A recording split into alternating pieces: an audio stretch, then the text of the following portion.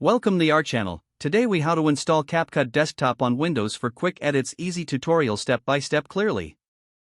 To install CapCut Desktop on Windows for quick edits, start by opening your web browser. Navigate to the official CapCut website using the search bar. Once on the site, look for the download section.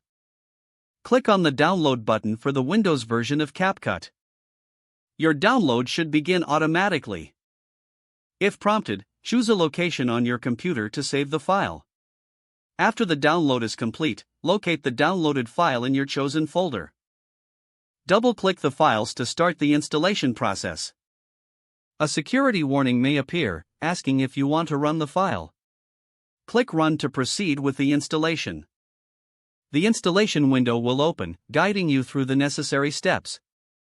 Make sure to read the license agreement and choose I agree to continue. Next, select the destination folder where you want to install CapCut. You can leave the default folder or choose a new one. After selecting the location, click Next to proceed. The installation process will then begin. This might take a few moments, so be patient. Once the installation is complete, you will see a confirmation message. Click Finish to close the installer. Now, locate the CapCut icon on your desktop or in your Start menu. Double-click the icon to launch the application. You are now ready to start editing your videos with CapCut Desktop. Enjoy creating and editing your content effortlessly. If the page does not load, refresh the browser or try again in a private or incognito window. Make sure you are using the correct email address, then retype it carefully to avoid small typos.